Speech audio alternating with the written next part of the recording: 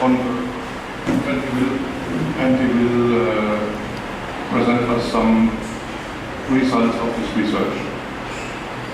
With this paper, I intend to make some observations with regard to the homily on the renewal of creation by Narsai of Nisibis. Only some few observations, because it is part of my studies and it has to be studied elaborately. Narsai of Nisibis is well known to us as the founder of the school of Nisibis, a great teacher and poet of the East Syriac theological tradition of the 5th century Church of the East. His renowned works are the metrical homilies for memory. Though there is much disagreement among scholars regarding the number and gems of his literary productivity, the Ecclesiastical History by Bashaba Arabaya provides the earliest hint about Narsai's memory, that he had composed memora for each day of the year.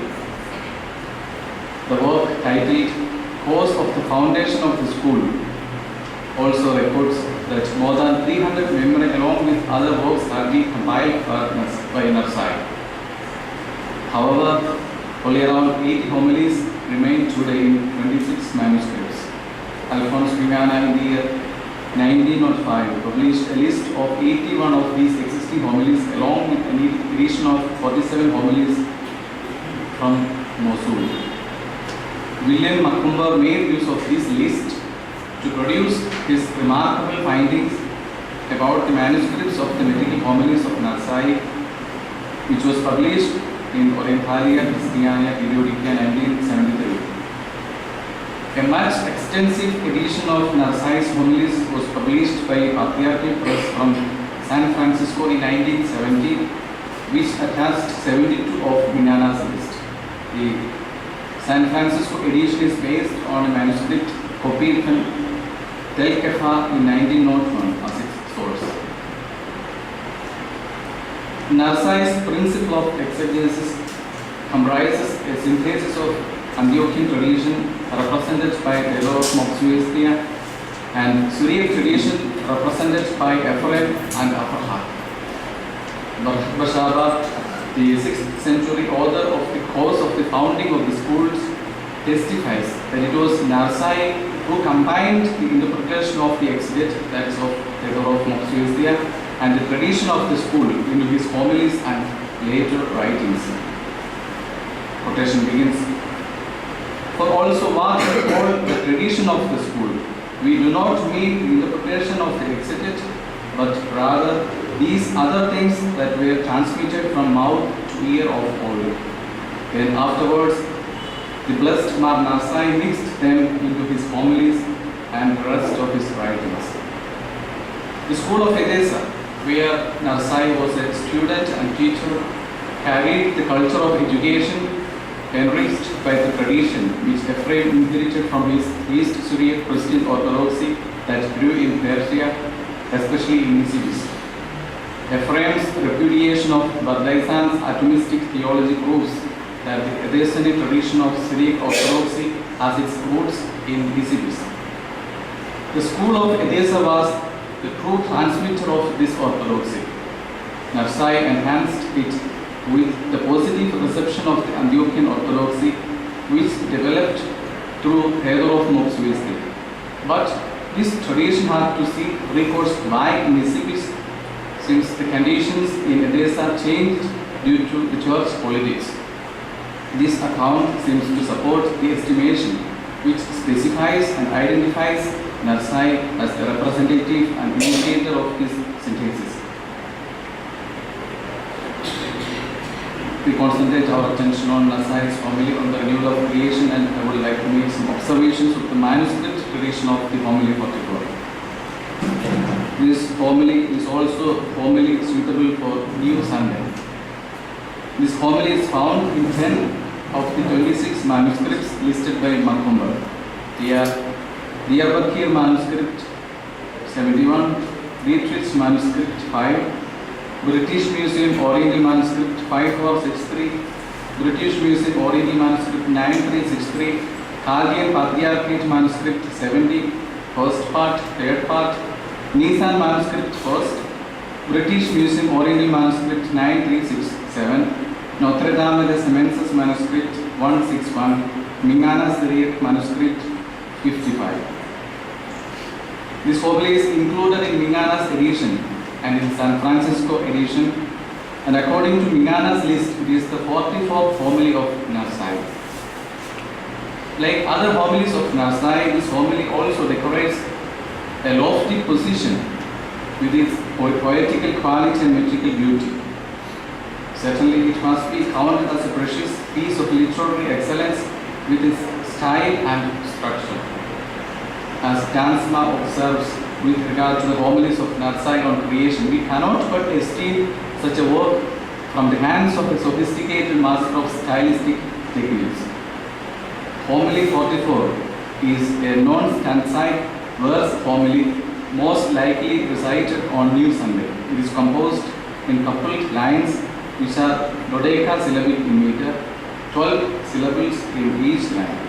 As it is general to Syriac poetry and corresponding to the homilies of Narsai's contemporary Jacob Servo.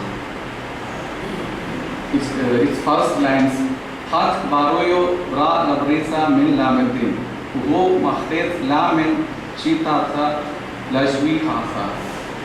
One created the creation from nothing, and he renews her from wickedness to glorification. One of the important characteristics of Syriac poetry from the time of Ephraim is its allusive lyricism, conveyed through expressions of incomprehensibility filled with wonder and paradox. It makes mystical use of typological exegesis. Narsai writes in lines 201 onwards, "My thoughts travelled on the new way of renewal of old, and they amazed and wondered that how much amazing these are. They stood up in wonder when they knew what they saw. They became weak and decided that they are not able to see the sight that they sought." In page 60 also we see inability of the poet to describe the greatness and glory of renewal, and it evokes enormous wonder and praise. Certainly, as the heart of the Holy Spirit of the Church of the East, and typically to a Christian teacher, the means of Narsai's instruction and interpretation is the sacred scripture. If we follow MacLeod's observation concerning the structure of Narsai's homilies on nativity, epiphany, resurrection and ascension, we notice that Narsai initially presents the scriptural substance of the homily, followed by long discourse with a concluding exhortation. So we find an incorporation of the Pauline understanding of renewal of creation exposed in the Epistle to Romans chapter 8, 18 to 25, in Narsai's homily on creation, along with a synthesis of exegesis. Besides it, an integral presentation of Narsai's theology is reflected here, which combines his Christology, anthropology, soteriology and eschatology. The descriptive literary style unique to Oriental literature makes it somewhat difficult to evaluate it with Occidental tools. Still, we make a structural outline of the Memora 44.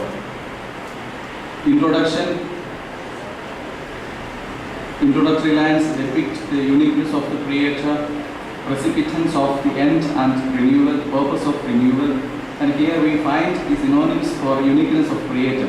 For example, one Creator, one will, one Lord, one nature, one sign, one authority, one hidden one.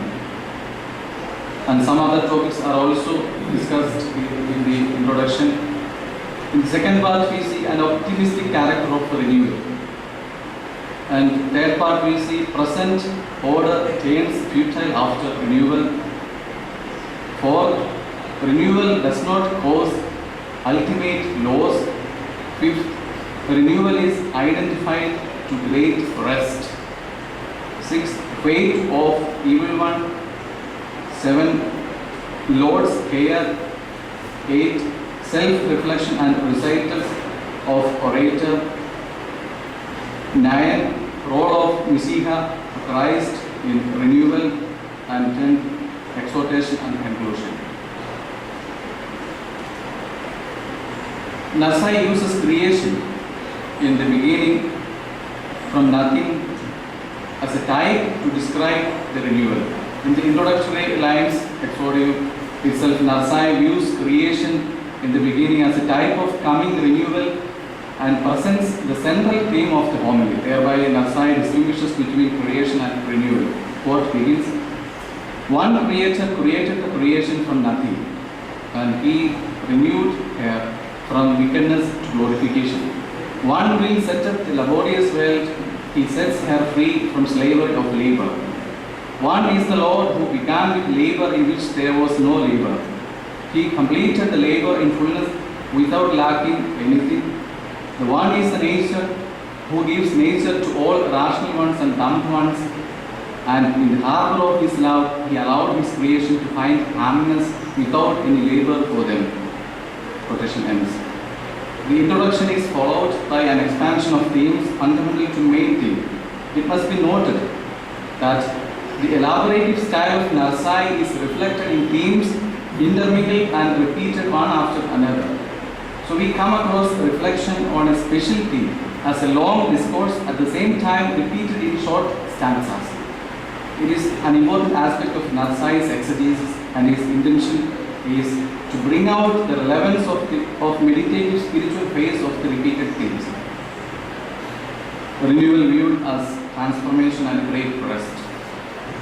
Narsai affirms intensively that renewal will not be another creation, but a transformation. There will be unthinkable alteration, and the whole cosmos will undergo this sudden happening of renewal. All will be subjected to change without losing their nature, that is, cosmos will not be chaos. Heavens change, but they remain in their habits, and their pillars will not be shaken. By a simple sign or wink of his eyes, the Creator transforms the whole creation from its present course of laborious activity to its primitive state of rest. This sudden change will be directed to an unchangeable order. The cosmic elements of air, fire, water, and earth will take rest and will cease to labor, since they are no more of use. The created dumb beings were created to serve mankind. With renewal, they don't need to serve human race anymore. The limitation of human race, which needs to be served by other creatures, will not exist anymore. The whole embracing cosmic transformation leads to a great rest and calmness, which reveals God's glory through His begotten one. And here, Narsai narrates about the cosmic elements, and this narration about cosmic elements and their uselessness after renewal may well point to the excessive influence of Zoroastrian teachings among Persian Christians at that time, and Narsai's attempt to instruct them. It needs more research. Narsai conveys a constructive eschatology with his concept of renewal of creation. The great rest is defined as that which ceases the succession, but it is not vanishing. He sees renewal as something which is sublime than creation. Narsai writes, quotation begins, here, that means creation, her ending is fitting because it is accompanied by renewal. I mean that the renewal is more proper than the beginning. Her beginning is fitting because she was created suddenly from nothing. Her end is also very much fitting because it also will happen suddenly. She will become at the end something that is more fitting than the former one. So while narrating the changes occurred by end and renewal, he emphasizes that there will be no loss except that of evil one. So he does not communicate the theology of annihilation. Instead, he explains an eschatology of radical ending followed by transformation and renewal. And renewal viewed as learning. Narsai was a contemplative man who dedicated his life for learning and teaching. Christian life was a life of incessant learning for him. Narsai depicts Creator as a teacher who teaches the creation. Narsai's orientation towards learning, especially the contemplative learning of the Word of God, was inevitable part of his ascetical practices. It brings our attention to an illustration of the homily on creation, whereby God is teacher and angels are his first students. The homily on the fashioning of angels, Narsai writes, quotation begins, "The wise beings looked wisely at the wisdom of the hidden one, that it is very skillful to form and protect something. He brought them to school like children, so that they become studious in the name of the Creator and his creative power. They were amazed at the word, it should be light, or let there be light. They were thinking very much that through word they also came into being. That search sprouts the word in their minds, and they asked fairly and they learned fairly upon its beauty." In the same way, Narsai describes in Homily 44 the role of renewal as practice of learning. The whole creation learns about the kindness and love of Creator which renews man. Quotation begins, "By means of renewal, they," that means his works, "learned the power of his creatorship, that he is the one who created the creation and he is the one who will renew the creation again. From the beginning, they did not want to recognize the founder of all, but they will learn the power of his godship at the last day. This is the sign of that renewal, that is at the end, that the creation will learn the power of the Creator who created the creation. Great is the learning that the creation learns in that renewal, and she is amazed by herself that how much she becomes greater than what she is." Quotation ends. So, in the homily on the renewal of creation, Narsai narrates that the creation learns when the whole creation enjoys renewal and judgment of justice is announced on the evil one. Only one man is struck by loss, the evil one, and his loss is a great loss. He experiences a complete loss in body and soul. The whole creation witnesses this. The creation learns what the evil one actually loses. It is nothing but participation in the glory and love of the Creator.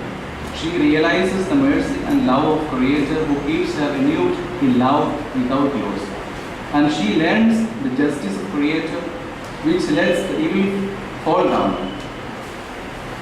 Still, the evil one cannot but praise Creator, but he also learns about God's authority and power of his justice. It teaches the creation that he is good and just. Great is the learning that the creation learns in that renewal. So, we come to understand in this homily that renewal functions as a learning process. Thus, Narsai presents a constructive or to say positive soteriology by which even the laws of evil one turns into means of education for the whole creation. Also, the concept of great rest into which the whole creation enters affirms this positive elevation of Narsai's theology. And according to Narsai, the magnificence of the renewed creation relies on its eternity. Since the present creation is unable to grasp Creator's eternity, it is God's will that the revelation must take place through renewal. Quotation begins, "His deeds give witness upon his incomprehensible hiddenness. For behold, since they came into being, they can't see his eternity. He is eternal." That means he is always there and is without beginning. He willed that the deeds he performed to remain without an end. He willed that the deeds he did to take part in his permanence. If they remain to exist, let them become witnesses of his permanence. It is proper that the existing one, including his labor, remains eternally. How he is, so also should his fashioning we set. And it offers a new state of cosmic life whereby time and space would be held in eternity. Here we see a relation between eternity and time, and it may be found in cosmology of Narsai. He says that eternity and time are connected. This relation is reflected in this homily. Time has got existence along with creation. Time does not possess an exclusive existence. Creation gave meaning to time, but renewal provides eternity. As we have seen that there will not be another creation, which Narsai states emphatically. He repeats it and declares radically that faith in the renewal of creation is central to Christian hope. Thus Narsai holds on to this orthodox eschatological perception, which is basically biblical and especially Pauline. In the epistle to Romans 8, chapter 8, verses 18 to 25, we see an important text to understand St. Paul's concept of renewal of creation. This text provides particular evidence for Paul's soteriology, which links inextricably the renewal of mankind with the renewal of all creation. The Pauline concept of renewal is well reflected in the homily 44. Example, Narsai writes, quotation begins, the creation is waiting for the renewal that takes place through him. Behold, she is mourning until the time of her renewal. Quotation ends. This New Testament understanding of renewal, which Narsai reads it, reveals the relevance of resurrection of Mashiach not as an alienated event but as an inevitable preparation for renewal. Quotation begins, and he, Jesus, is the one who treads the new path of the renewal of all. He taught us that in him shall be renewed our old order. Quotation ends. Besides which, Narsai asserts the humanity of Christ, which was taken off as a garment at resurrection. Quotation begins. At first he stripped off the long outer garment of mortality, and in his nature he ascended and was elevated beyond death, so that in his resurrection we shall depict an appearance of the renewal of all. Quotation ends. According to Narsai, the swift occurrence of renewal took place mysteriously and takes place actually through Christ. Quotation begins. He renewed the whole creation mysteriously or symbolically with him, with Jesus. And in him, he renews the creation truly at the end of times. That renewal which is beyond expression takes place through him. That unspoken judgment is also told through him. Quotation ends.